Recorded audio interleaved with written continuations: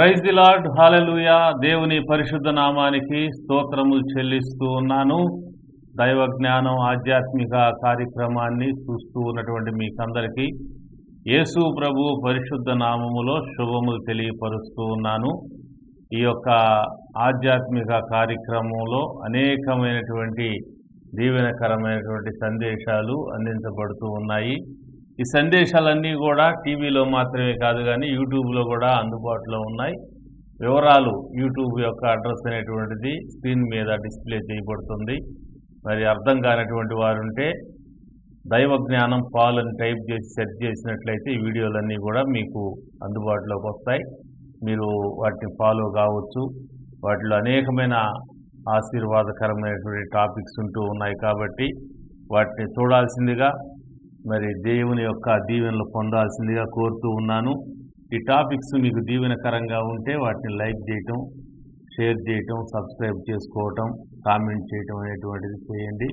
అలా చేయడం ద్వారా అనేక మందికి వాటిని అందించడానికి వీలవుతుంది. మరి ఈ రోజున దేవుని యొక్క గ్రంథంలో నుంచి మరొక దీవెనకరమైన అంశాన్ని నేను మీకు అందించాలని ఆశిస్తూ ఉన్నాను. కీర్తనల గ్రంథము 116వ కీర్తన 16వ వచనాన్ని సమయంలో చదువుకుందాం. యెహోవా, నేను నిజముగా నీ సేవకుడను,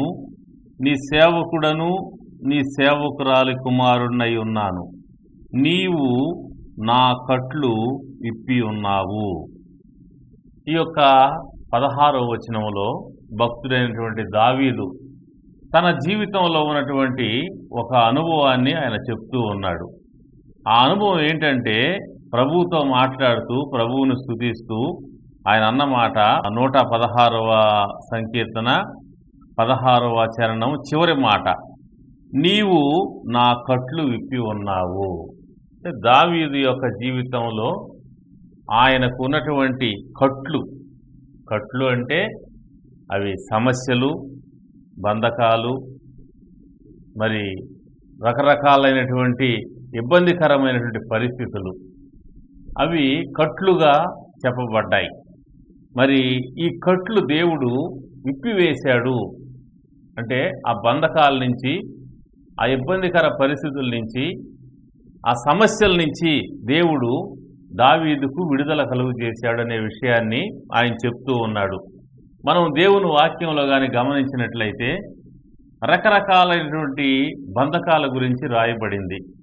దేవుని నమ్మినటువంటి ప్రజలు ఎలాంటి బంధకాలలో ఉన్నారు, ఎలాంటి కట్లలో ఉన్నారు, ఎలాంటి ప్రాబ్లమ్స్లో ఉన్నారు అనేటువంటిది మనం కానీ ఆలోచించినట్లయితే పలు రకములైనటువంటి బంధకాలు అనేటువంటి వాక్యంలో మనకు కనపడతాయి. ఈ సమయంలో నేను చాలా క్లుప్తంగా ఒక 4 రకాల బంధకాల గురించి మీ దృష్టిలో తీసుకొని రావాలని ఆశిస్తూ ఉన్నాను.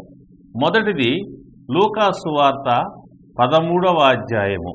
ఇక్కడ మనం గమనిస్తే 10వ వచనం నుంచి 17వ వచనం వరకు ఒక స్త్రీ గురించి రాయబడింది. ఈమె ఒక భక్తురాలు, విశ్వాసం కలిగినటువంటి వ్యక్తి, దేవుని యొక్క సమాజ మందిరానికి తప్పకుండా హాజరయ్యేటువంటి వ్యక్తి. మరి యేసు ప్రభువు ఈ లోకంలో మానవునిగా ఆయన సంచరించినటువంటి కాలంలో ఒక రోజున సమాజ మందిరంలోకి వెళ్ళినప్పుడు ఈ స్త్రీ ఆ సమాజ మందిరంలో ఉండటం అనేటువంటిది ఆయన చూశాడు. ఆమె పరిస్థితి ఏమిటి అంటే, ఈ యొక్క 13వ అధ్యాయము 10వ వచనం నుంచి రాయబడింది. విశ్రాంతి దినమున ఆయన ఒక సమాజ మందిరంలో బోధించుతూ ఉన్నప్పుడు 18 ఏండ్ల నుండి బలహీన బత్తు దెయ్యం పట్టిన ఒక స్త్రీ అచ్చట ఉండెను. ఆమె నడుము వంగిపోయి ఎంత మాత్రము చక్కగా నిలవబడలేకుండెను. యేసు ఆమెను చూచి రమ్మని పిలిచి, అమ్మా, నీ బలహీనత నుంచి విడుదల పొంది ఉన్నావని ఆమెతో చెప్పి ఆమె మీద చేతులు ఉంచగానే ఆమె చక్కగా నిలవబడి దేవుని మహింపరచెను. ఇక్కడ ఈమె పరిస్థితి రాయబడింది. 18 సంవత్సరాల నుంచి ఈమెకు ఒక సమస్య ఉంది. అది ఏమిటనగా నడుము వంగిపోయినటువంటి పరిస్థితి. ఆమె నడుము వంగిపోయింది. అది ఒక జబ్బు అంటే జబ్బు కాదు, అది ఒక బలహీనపరిచేటువంటి దుష్టశక్తి ఆమెను ఆవరించి ఉన్నది. ఈమె దేవుని నమ్మినటువంటి వ్యక్తి, సమాజ మందిరానికి వచ్చే వ్యక్తి, ప్రార్థనకు వచ్చేటువంటి వ్యక్తి, దేవుని వాక్యాన్ని వినేటువంటి వ్యక్తి. అయితే విచిత్రమైన విషయం ఏంటంటే బలహీనపరచు దెయ్యము ఆమెను పట్టి ఉన్నదనేటువంటి విషయము చాలా విచిత్రంగా ఉంటుంది. మరి దేవుని నమ్మినటువంటి వారిని, ప్రార్థనకు వెళ్ళేటువంటి వారిని, వాక్యం వినేటువంటి వారిని బలహీనపరిచేటువంటి దెయ్యము ఆవరిస్తుందా, పట్టుకుంటుందా, ప్రభావం చూపిస్తుందా అనే ప్రశ్నలు చాలా మందికి వస్తాయి. అయితే ఇక్కడ మనం గమనిస్తే ఈమెకు అలాంటి సమస్య ఉన్నది. మనమేమి దేవుని నమ్మినంత మాత్రం చేత దేవదూతలం అయిపోవాలా. మనం మనుషులం, దేవుని తెలుసుకున్నాం, దేవుని నమ్ముకున్నాం. మనకు కూడా దేవుని నమ్మనటువంటి వారికి ఎలాంటి సమస్యలు వస్తాయో దేవుని నమ్మిన వారికి కూడా అలాగే సమస్యలు వస్తాయి. నమ్మిన వారికి ఆకలి అవుతుంది, నమ్మని వారికి ఆకలి అవుతుంది. నమ్మిన వారికి నిద్ర వస్తే నమ్మని వారికి నిద్ర వస్తుంది. నమ్మని వారికి జబ్బులు వస్తాయి, నమ్మిన వారికి జబ్బులు వస్తాయి. నమ్మని వారికి ప్రమాదాలు జరుగుతాయి, నమ్మిన వారికి ప్రమాదాలు జరుగుతాయి. నమ్మని వారికి మరి ఈ యొక్క దుష్టశక్తుల యొక్క ప్రభావం ఉంటుంది, నమ్మిన వారికి కూడా ఉంటుందనే విషయం ఇక్కడ చూస్తాం. అయితే నమ్మిన వారికి వచ్చే బెనిఫిట్ ఏంటనేటువంటిది చాలా మందికి ప్రశ్నగా ఉంటుంది. వాళ్ళకి మనకి సేమ్ అయినప్పుడు ఇంకా ప్రత్యేకత ఏంటి, నమ్మటం వల్ల వచ్చేటువంటి ఆ యొక్క ఆధిక్యత ఏంటి అంటే, ఈ లోకం తర్వాత నమ్మినటువంటి వారు దైవరాజ్యంలోకి వెళ్తారు. దేవుడు వద్దని తిరస్కరించినటువంటి వారు దైవరాజ్యాన్ని పోగొట్టుకొని వారికి ఎక్కడైతే దేవుడు నిర్ణయిస్తాడో ఆ యొక్క శిక్షలోకి వాళ్ళు వెళ్ళిపోతారు. ఈ లోకంలో తేడా తెలియకపోవచ్చు, కానీ ఈ లోకాన్ని వదిలిన తర్వాత నమ్మిన వారికి నమ్మని వారికి తేడా అనేటువంటిది స్పష్టంగా తెలుస్తుంది. సో ప్రధానంగా దేవుని నమ్మినందువల్ల వచ్చే బెనిఫిట్ ఏంటంటే పరలోక రాజ్యం, నరకం నుంచి తప్పించబడి పరలోకానికి వెళ్ళటం అనేటువంటి బెనిఫిట్ అనేటువంటిది ప్రధానమైనటువంటిది. భూలోకంలో ఒక్కొక్కరికి ఒక్కో రకమైన బెనిఫిట్స్ కూడా వస్తాయి పరలోకంతో పాటుగా. ప్రధానమైనది మాత్రం కామన్గా అందరికీ కూడా పరలోక రాజ్యం, యేసు ప్రభువుని నమ్మటం వల్ల వచ్చేటువంటిది, దేవుని నమ్మటం వల్ల వచ్చేటువంటిది, దేవుణ్ణి వెంబడించటం వల్ల వచ్చేటువంటి బెనిఫిట్ ఏంటంటే పరలోక రాజ్యం. సరే, ఈమె ఈ ప్రాబ్లంతో బాధపడుతూ ఉంది. బాధపడుతూ ఉన్నప్పుడు యేసు ప్రభు ఆమెను చూశాడు, పిలిచాడు, రమ్మ అని పిలిచి ఆమె మీద చేతులు ఉంచగానే ఆమె చక్కగా మరి మారిపోయింది. నడుము వంగిపోయినటువంటి ఆమె చక్కగా నిలవబడింది. అప్పుడు సమాజ మందిర అధికారి ఆ యొక్క అద్భుతాన్ని చూసిన తర్వాత ఆయన మారాల్సింది బదులుగా ఆయన కోపపడతాడు. ఏంటంటే విశ్రాంతి దినమున ఈ కార్యాలేంటి, ఈ స్వస్థతలేంటి? మరి విశ్రాంతి దినము స్వస్థతల కోసం కాదు, విశ్రాంతి దినం దేవుణ్ణి ఆరాధించడం కోసం, ఇలాంటి పని చేయకూడదని కోపపడినప్పుడు యేసు ప్రభు చెబుతాడు, చూడండి, మీకెవరికైనా ఒక గాడిద కానీ, ఈ యొక్క 13వ అధ్యాయము 15వ వచనంలో అంటాడు, అందుకు ప్రభు వేషధారులారా, మీలో ప్రతివాడు విశ్రాంతి దినమున తన ఎద్దునైనా గాడిదనైనా గాడి వద్ద నుండి విప్పి తోలుకొని పోయి నీళ్లు పెట్టిను కదా అంటాడు. అయ్యా, విశ్రాంతి దినం అంటున్నావు, విశ్రాంతి దినమున ఇట్లాంటి పనులు చేయకూడదు అంటున్నావు. అయితే విశ్రాంతి దినమున మీలో ఎవరికైనా ఎద్దు కానీ గాడిద కానీ ఉంటే దాన్ని అలాగే వదిలేరు కదా, తీసుకు వెళ్ళి నీళ్లు పెడతారు కదా అని చెప్పంటూ ఆ తర్వాత వచనంలో 16వ వచనంలో, ఇదిగో 18 ఏళ్ల నుంచి సాతాను బంధించిన అబ్రహాము కుమార్తె అయిన ఈమెను విశ్రాంతి దినముందు ఈ కట్టల నుంచి విడివింపతగదా అని అతనితో చెప్పాను.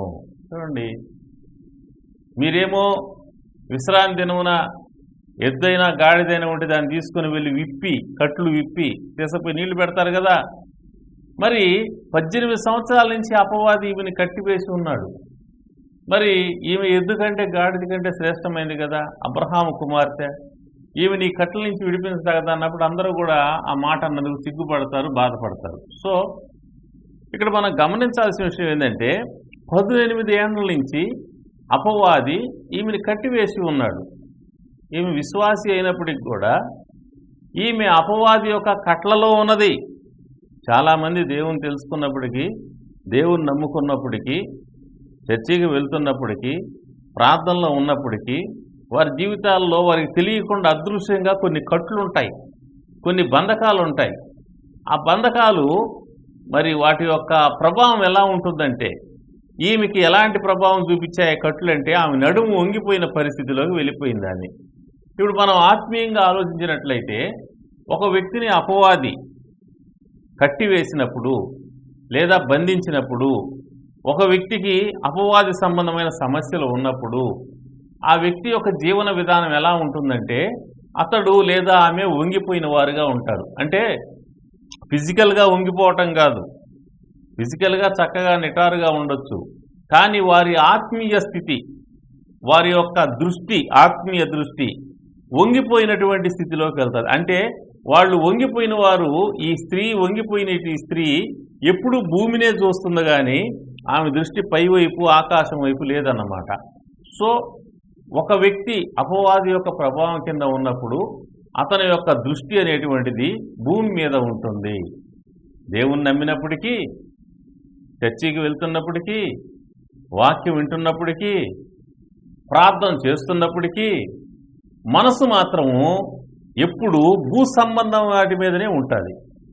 అంటే ఈ లోకంలో ఉండేటువంటి ఆర్థిక ఇబ్బందులు కావచ్చు, అప్పులు కావచ్చు, అనారోగ్యాలు కావచ్చు, కుటుంబ సమస్యలు కావచ్చు, లేకుంటే ఇంకా ఏదైనటువంటి ప్రాబ్లమ్స్ కావచ్చు, లేకుంటే ఈ లోకంలో వచ్చేటువంటి సంపదలు కావచ్చు, ఈ లోకంలో పోగొట్టుకున్నవి కావచ్చు, లేకుంటే లేనివి కావచ్చు. నాకు అది లేదు ఇది లేదని కొంతమంది బాధపడుతుంటారు. నాకు ఇల్లు లేదు, పొలం లేదు, స్థలం లేదు, నాకు కారు లేదు, నాకు బంగారం లేదు, నాకు విలువైన వస్త్రాలు లేవు, నాకు ఉద్యోగం లేదు, నాకు వివాహం కాలేదు, నాకు సంతానం లేదు. ఇవన్నీ భూ సంబంధమైన బాధలు. అంటే వీళ్ళ దృష్టి ఎప్పుడు వీటి గురించే చింతిస్తూ ఉంటారు. ఇది ఒక రకమైన బంధకము, ఇది ఒక రకమైన బంధకం.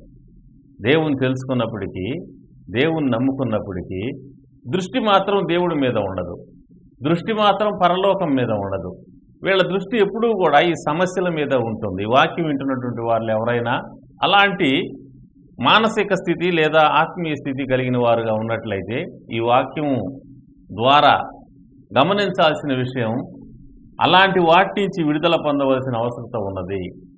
దేవుని తెలుసుకుంది, దేవుని నమ్ముకుంది పరలోకం కోసం. మన జీవితం అనేది ఈ లోకంలో ఇంతలో కనబడి అంతలో మాయమైపోయేటువంటిది.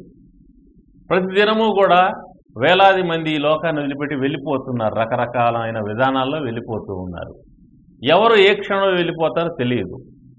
కాబట్టి వెళ్ళిపోయిన తర్వాత నరకానికి వెళ్లకుండా పరలోకానికి వెళ్ళాలి అంటే యేసుక్రీస్తు మార్గమై ఉన్నాడు. నేనే మార్గము, సత్యము, జీవము, నా ద్వారా తప్ప ఎవడు తండ్రి వద్దకు రాడన్నాడు. కాబట్టి ఒక్క క్షణం ఉండి వెళ్ళిపోయేటువంటి జీవితంలో ఎప్పుడూ కూడా లేని వాటిని గురించి, పోగొట్టుకున్న వాటిని గురించి, సమస్యల గురించి, అనారోగ్యాల గురించి, కుటుంబ సమస్యల గురించి, లోక సంబంధమైన చింతల గురించి ఎప్పుడూ కూడా భూమి మీదే మనం చూస్తూ ఉన్నట్లయితే ఏ క్షణంలో వెళ్ళిపోయినా కూడా దేవుని దగ్గరికి వెళ్ళేటువంటి అవకాశం ఉండదు. దేవుని మీద మనసు పెట్టుకున్నాడు దేవుడి దగ్గర ఉంటాడు. భూమి మీద మనసు పెట్టుకొని జీవించేవాడు దేవుడి దగ్గరికి వెళ్ళలేదు. శరీర సంబంధులైనటువంటి వారు శరీర విషయాలు ఆలోచిస్తారు, ఆత్మ సంబంధులైన వారు ఆత్మ విషయాలు ఆలోచిస్తారని దేవుని వాక్యంలో చెప్పబడింది. కాబట్టి ఈ వాక్యం వింటున్నటువంటి వారిలో ఎవరైనా ఇంకా భూ సంబంధ వాటి మీద దృష్టి పెట్టుకొని భూమి కట్టబడిన వారుగా ఉంటే, భూ సంబంధ విషయాలు కట్టబడిన వారుగా ఉంటే ఆ కట్టల నుంచి విడుదల పొందాలా. మరి అన్నిటికంటే ప్రధానమైనది ఈ రోజుల్లో చిన్నల్ని పెద్దల్ని అందరినీ కూడా ఆకర్షించేది అంటే సెల్ ఫోన్. చాలామంది సెల్ ఫోన్లో లీనమైపోతున్నారు. అందులో భూ సంబంధమైన విషయాలు ఉన్నాయి. నిరంతరము కూడా దాంట్లో నూతనమైనటువంటి విషయాలు కనపడుతూ ఉంటాయి, రకరకాల వార్తలు వస్తుంటాయి, రకరకాల సెన్సేషనల్ విషయాలు వస్తూ ఉంటాయి. వాటిని చూస్తూ వాటిలోనే లీనమైపోయి వాటి కట్టబడి ఎప్పుడు వాటినే చూసేటువంటి వారుగా ఉన్నారు. ఇది ఒక రకమైన బంధకం. వాళ్ళకి తెలియదు అది బంధకం అని. ఈ స్త్రీ 18 సంవత్సరాల నుంచి వంగిపోయి ఉంది. అపవాది యొక్క బంధకం అని ఆమెకు తెలియదు. యేసు ప్రభు వచ్చి చెప్పాడు, అపవాది ఈమెను పట్టి ఉన్నాడు, కట్టివేసి ఉన్నాడు, ఈ కట్టల నుంచి ఈరోజు విడిపిస్తున్నా అని చెప్పి ఆయన చెప్పాడు. ఈరోజు నీ జీవితంలో కూడా ఒకవేళ భూ సంబంధం విషయాల మీదే నీవు మనసు పెట్టుంటే నీవు కట్టలలో ఉన్నావు. ఆ కట్టల నుంచి విడిపించమని దేవుణ్ణి నువ్వు ప్రార్థన చేసి పశ్చాత్తాపడి నీ విడుదల పొంది పైనున్న వాటి మీద నువ్వు మనసు పెట్టుకొని పరలోకం వైపు చూడవలసిన అవసరం ఉంది. ఎందుకంటే ప్రభువు రాకడ గతం కంటే సమీపమై ఉంది. కాబట్టి రాకడలో నీవు ప్రభువుతో ఉండాలి అంటే నీవు పైనున్న వాటి మీద మనసు పెట్టాలి. తప్పకుండా పైనున్న వాటిని వెతికే వ్యక్తిగా ఉండాలి. తులసి పత్రిక 3వ అధ్యాయం 1వ వచనం అంటాడు, మీరు క్రీస్తుతో కూడా లేపబడిన వారైతే పైనున్న వాటిని వెతకండి, పైనున్న వాటి మీదే మనసు పెట్టండి. భూ సంబంధమైన వాటి మీద మనసు పెట్టవద్దు అంటాడు. కాబట్టి దేవుని నమ్మిన ప్రజలు ఈ లోక చింతల్లో చిక్కుకుపోయి ఈ లోకాన్ని గురించి విచారిస్తూ ఈ లోక విషయాల్లో లీనమైపోయేటువంటి ప్రమాదాలు ఎక్కువగా ఉన్నాయి. ఈ రోజులు ఎక్కువ ఉన్నాయి. అది ఆ యొక్క ప్రమాదాన్ని గుర్తించి దాంట్లోంచి బయటపడి దేవుని మీద దృష్టి పెట్టి పరలోకం మీద దృష్టి పెట్టి సిద్ధపడవలసినటువంటి వారుగా ఉంటున్నారని జ్ఞాపకం చేస్తున్నాను. ఇక రెండవదిగా మనం గమనిస్తే యోహాను సువార్త 11వ అధ్యాయము 43-44 వచనాలు. ఆయన అలాగు చెప్పి లాజరు బయటికి రమ్మని బిగ్గరగా చెప్పగా చనిపోయిన వాడు కాళ్ళు చేతులు ప్రేత వస్త్రములు కట్టబడిన వాడై వెలుపలికి వచ్చెను. అతని ముఖమునకు రుమాలు కట్టి ఉండెను. అంతటా యేసు మీరు అతని కట్లు విప్పి పోనీయడని వారితో చెప్పాను. ఇక్కడ కూడా కట్లు ఉన్నాయి. ఇతడు లాజరు చనిపోయాడు. 4వ రోజున యేసు ప్రభు తిరిగి బ్రతికించాడు. తిరిగి బ్రతికిన వాడు సమాధిలోంచి వెలుపలికి వచ్చాడు. యేసయ్య అన్నాడు, లాజరు బయటికి రానంగానే చనిపోయిన వాడు కాళ్ళు చేతులు ప్రేత వస్త్రములతో కట్టబడిన వాడు వెలుపలికి వచ్చాను. వెలుపలికి వచ్చాడు కానీ ప్రేత వస్త్రాలు కట్టబడి ఉన్నాయి అతనికి. అంటే ఇతను ఎవరికి గుర్తుగా ఉన్నాడంటే తిరిగి బ్రతికిన వారికి గుర్తుగా ఉన్నాడు. తిరిగి జన్మించిన వారికి గుర్తుగా ఉన్నాడు. మొదటి వ్యక్తి ఏమో విశ్వాసికి, దేవుని యందు విశ్వాసం ఉంచిన వ్యక్తికి ఆమె సూచనగా ఉన్నది. ఇతడేమో విశ్వసించిన తర్వాత తిరిగి జన్మించినటువంటి వ్యక్తికి ఇతను గుర్తుగా ఉన్నాడు. ఒక వ్యక్తి తిరిగి జన్మించకపోతే పరలోకంలో వెళ్ళడని యేసు ప్రభువు చెప్పాడు. నీటి మూలముగా ఆత్మ మూలముగా జన్మించాలి అన్నాడు. కొత్తగా జన్మిస్తేనే కానీ దేవుని రాజ్యంలో ప్రవేశించాలన్నాడు. కొత్తగా జన్మించాలంటే ఏం చేయాలా? యేసు ప్రభువు నిజమైన దేవుడని అంగీకరించాలి. ఆయన నీ పాపాల నిమిత్తం చనిపోయాడు, తిరిగి లేచాడు అనేటువంటి వాస్తవాన్ని నువ్వు నమ్మాలి. నీ పాపాలన్నీ ఆయన దగ్గర ఒప్పుకొని క్షమాపణ కోరుకొని, ప్రభువా నీ రక్తం నన్ను కడిగి నన్ను పరిశుద్ధపరచు, నా హృదయంలోకి రా, ఇది మొదలుకొని నేను నీ బిడ్డగా జీవిస్తానని ఎవరైతే ప్రభువును ప్రార్థన చేస్తారో దేవుడు వారిని క్షమించి వారిని పరిశుద్ధపరిచి వారి అంతరంగంలోనికి ఆయన ప్రవేశిస్తాడు. ఆయన పరిశుద్ధాత్మను వారిలోని పంపిస్తాడు.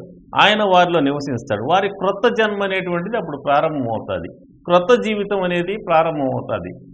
అయితే క్రొత్త జీవితం ప్రారంభం అవుతుంది కానీ తిరిగి జన్మించిన అనుభవం ఉంటుంది కానీ ఇంకా కట్లు ఉంటాయి వారి జీవితాల్లో. ఏమి కట్లు ఇవి?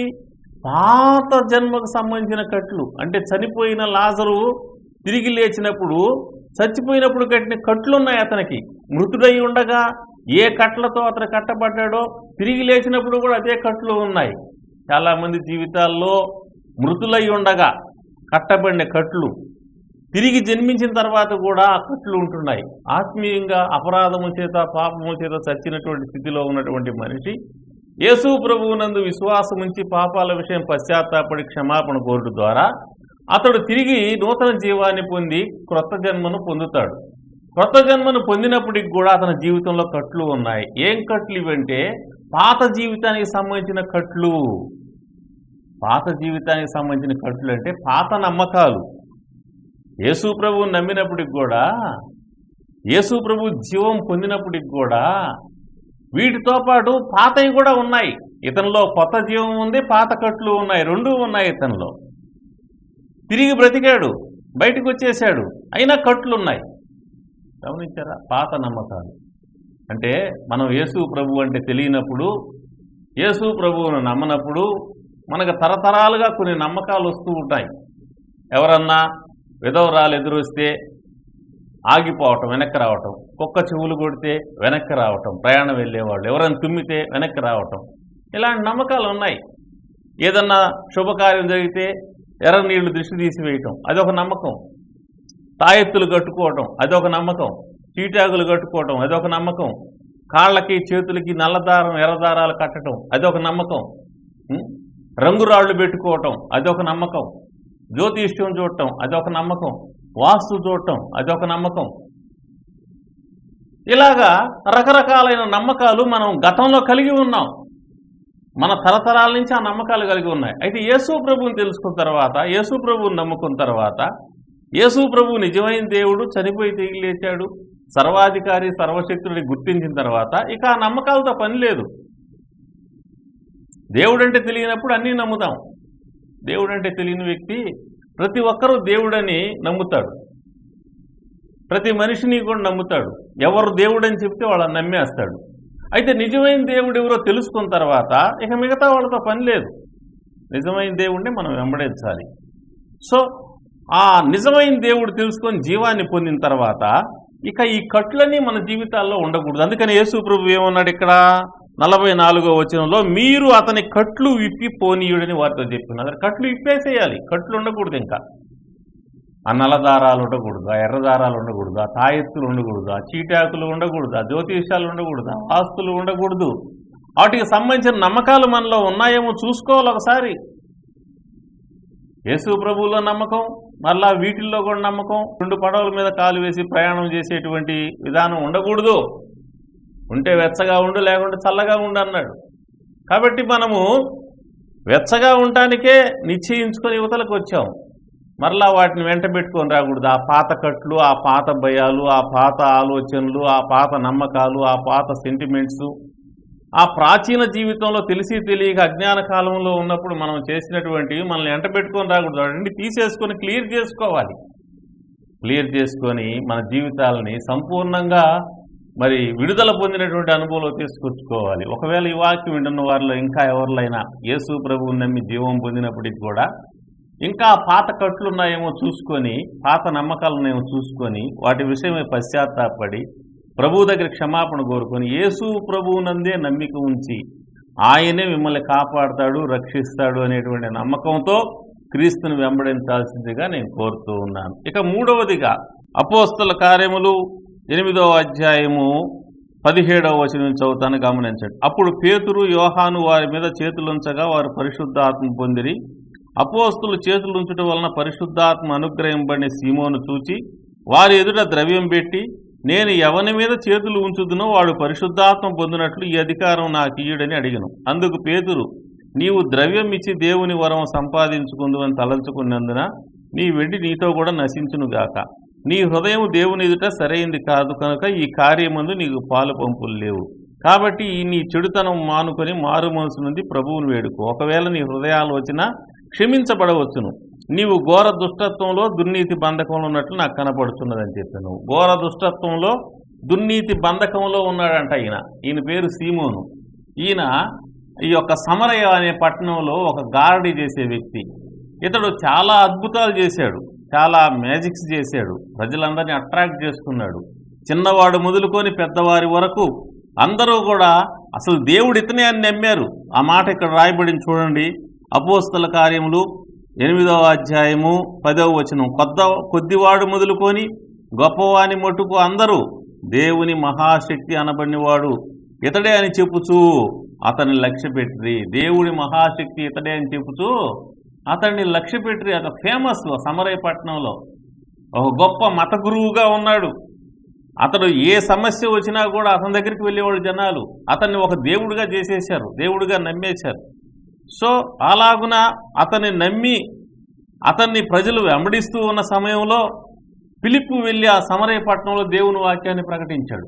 ఫిలిప్పు వెళ్ళి దేవుని వాక్యాన్ని ప్రకటించి అద్భుతాలు చేసినప్పుడు అతడు చూసి ఆశ్చర్యపడి అతడు కూడా యేసు ప్రభువుని నమ్మి మారుమనసు పొంది బాప్తిసం పొందాడు. చూడండి ఈ యొక్క 13వ వచనంలో, అప్పుడు సీమోను కూడా నమ్మి బాప్తిసం పొంది ఫిలిప్పును ఎడబాయకుండి సూచక్రియలు గొప్ప అద్భుతాలు జరుగుట చూసి భ్రాంతి నొందెను. ఇతడు కూడా యేసు ప్రభువుని నమ్మి బాప్తిసం పొందాడు. బట్ బాప్తిసం పొందాడు కానీ ఇతనిలో ఇంకా కొన్ని విషయాల్లో ఉన్నాయి, తేడాలు ఉన్నాయి. ఇతనిలో ఎలాంటి మెంటాలిటీ ఉందంటే డబ్బులు ఇచ్చి దేవుని వరాన్ని కొని దేవుని వరంతో బిజినెస్ చేయాలనేటువంటి మెంటాలిటీ ఉంది ఇతనికి. యేసు ప్రభువుని నమ్మాడు, పాపాలు ఒప్పుకున్నాడు, బాప్తిసం పొందాడు, ఓకే. అయితే ఒక రకమైన భయంకరమైన పాపం అతనిలో ఉంది. ఏంటి ఆ పాపం అంటే దేవునితో వ్యాపారం చేయాలనేటువంటి ఆలోచన. అపోస్తులైనటువంటి వారు చేతులుంచినప్పుడు అందరూ పరిశుద్ధాత్మ పొందుతుంటే ఈయన చూసి పేతురు ముందు డబ్బు పెట్టి, విస్తారమైన డబ్బు, అయ్యా నేను కూడా చేతులుంచినప్పుడు పరిశుద్ధాత్మను ఎవరి మీద చేతులు పెడతాను పరిశుద్ధాత్మ పొందే విధంగా ఈ అధికారం నాకు ఇయ్యండి అని చెప్పినప్పుడు పేతురు ఖండించాడు. అబ్బాయి నీ హృదయం బాగలేదు, నీ ఆలోచన సరికాదు, నీవు డబ్బులు ఇచ్చి దేవుని వరాన్ని సంపాదించుకుని తలస్తున్నావు, కాబట్టి నువ్వు ఘోర దుష్టత్వంలో దుర్నీతి బంధకంలో ఉన్నావని నాకు కనపడుతుంది అన్నాడు. ఇతడు ఘోర దుష్టత్వంలో దుర్నీతి బంధకంలో ఇతనికి కనపడలేదు, కానీ అవతల దైవజనుడు పేతురుకు కనపడుతూ ఉంది. ఎలాగా? ఇతని యొక్క లక్షణం, ఇతనిలో ఉన్న లక్షణం ఏంటి? మనీ మైండ్ అన్నమాట. అంటే దేవుడితో వ్యాపారం చేయాలనే మనసు. అంటే ఈరోజు చాలా దగ్గరలో ఇలాంటి పరిస్థితులు జరుగుతూ ఉన్నాయి. ఆ దేవుని వరాన్ని పొందుకున్నవారు ఆ వరంతో బిజినెస్ చేయడం అనేటువంటిది మనం చూస్తూ ఉన్నాం. ఇది వాళ్ళకి తెలియకుండానే అపవాది యొక్క ప్రభావం కింద వారు ఉన్నారని గుర్తించాలి. అలాంటి మైండ్ ఎవరిలైనా ఉంటే వారు పశ్చాత్తాపడి తమ జీవితంలో ఉన్నటువంటి చెడు లక్షణాన్ని విసర్జించి ప్రభువు రాకడ కొరకు వారు సిద్ధపడవలసిన అవసరత ఉన్నదని జ్ఞాపకం చేస్తున్నాను. ఇక చివరిగా మనం చదువుకున్నటువంటి 116వ కీర్తన 16వ వచనం 3వ భాగాన్ని మనం గమనిస్తే అక్కడ దావీదు భక్తుడు చెప్తూ ఉన్నాడు, ప్రభువుని స్తుతిస్తూ ఆరాధిస్తూ గణపరుస్తూ అన్నాడు, నీవు నా కట్లు విప్పి ఉన్నావు అంటున్నాడు. ఈయన గమనిస్తే ఈయన దేవుని నమ్మినవాడు, మారువంశ పొందినవాడు, పరిశుద్ధాత్మడు అభిషేకించబడినవాడు అయినప్పటికీ కూడా ఈయనలో కట్లున్నాయి. ఈయన ప్రవక్త, ఈయన రాజు, అయినా ఈయన జీవితంలో కట్లున్నాయి. ఏం కట్లు అంటే 116వ కీర్తన 3వ చరణంలో అంటాడు, మరణ బంధములను చుట్టుకుని ఉండెను, పాతాళ వేదనలను పట్టుకుని ఉండెను, శ్రమయు దుఃఖము నాకు కలిగిను అంటాడు. అవి ఆయన కట్లు. అంటే మరణ భయం, దేవుని నమ్మి మారు మనసు పొంది బాప్తిసం పొంది పరిశుద్ధాత్మ పొంది వరాలు పొంది దేవుని సేవకులుగా ఉన్నవారు, అభిషిక్తులుగా ఉన్నవారి జీవితాల్లో కూడా కట్లు ఉంటాయి. ఏం కట్లు అంటే భయాలనే కట్లు, రకరకాల భయాలు. ఈ వాక్యం వింటున్నటువంటి వారిలో ఎవరు ఏ విధమైనటువంటి భయంలో ఉన్నప్పటికీ కూడా అది ఒక సాతాను యొక్క కట్టు అని గమనించి ఆ భయాలన్నీ కూడా దేవుని దగ్గర చెప్పుకోవాలి. 34వ కీర్తనలో ఇదే దావీదు అంటాడు, తన జీవితంలో దేవుడు చేసినటువంటి గొప్ప కార్యాన్ని గురించి మాట్లాడుతూ 34వ కీర్తన 4వ వచనంలో, నేను యెహోవా యొద్ద విచారణ చేయగా ఆయన నాకు ఉత్తరం ఇచ్చెను, నాకు కలిగిన భయములన్నిటిలోంచి ఆయన నన్ను తప్పించును. ఎన్ని భయాలు ఉన్నాయి, అన్ని భయాల్లోంచి ఆయన విడిపించాడు. ఇది దావీదు యొక్క అనుభవం. ఈ వాక్యం వింటున్న వారు గమనించండి, విశ్వాసికి కట్లు ఉన్నాయి, కృత జన్మ పొందిన వాడికి కట్లు ఉన్నాయి, బాప్తిసం పొందిన వాడికి కట్లున్నాయి, అభిషేకం పొందిన వాడికి కట్లున్నాయి. ఈ నలుగురు జీవితాలు కూడా రకరకాల కట్లు ఉన్నాయి. ఈ వాక్యం ఉంటున్న మీ జీవితాల్లో ఎలాంటి కట్లు ఉన్నాయనేటువంటిది మీరు గమనించుకొని ఆ కట్లు విషయమై దేవుని సన్నిధిలో పశ్చాత్తాపడి సరిచేసుకొని ప్రభు రక్తంలో కడగబడి పరిశుద్ధపరచబడి ప్రభు రాకడ కొరకు మిమ్మల్ని మీరు ఆయత్తపరచుకోవాల్సిందిగా కోరుతూ ఉన్నాను. దేవుడు మిమ్మల్ని మీ కుటుంబాలు దీవించును గాక. ఆమేన్. ప్రార్థన చేస్తాను. ప్రేమ కలిగిన తండ్రి, ఈ వాక్యం వింటున్న బిడ్డలందరినీ దీవించండి. ఎవరి జీవితాల్లో ఎలాంటి సమస్యలు ఉన్నాయో, ఇబ్బందులు ఉన్నాయో, కట్టబడిన పరిస్థితుల్లో ఉన్నారో వారు తమ పరిస్థితిని గమనించుకొని వాటన్నిటిని విప్పివేసి వాటన్నిటి నుంచి విడుదల కలుగు చేసి ఒక మంచి జీవితాన్ని ఇచ్చే నీ పాదాలను ఆశ్రయించి పశ్చాత్తాపడి నీ సన్నిధిలో చెప్పుకొని ఆ కట్లన్నిటి నుంచి విడుదల పొంది స్వేచ్ఛగా సుఖముగా నెమ్మదిగా ఆనందంగా నేను సేవించే విధంగా దీవించమని విన్న బిడ్డల్ని వారి కుటుంబాలను దీవించి కాపాడి రక్షించి నీ రాజ్యం కొరకు రాకడ కొరకు ఆయత్తపరచమని యేసు నామమున ప్రార్థిస్తున్నాను తండ్రి. ఆమేన్. తండ్రి కుమార పరిశుద్ధాత్మ త్రియేక దేవుని దీవెనలు మీకు మీ కుటుంబాలకు సదాకాలము తోడై ఉండుగాక. ఆమేన్.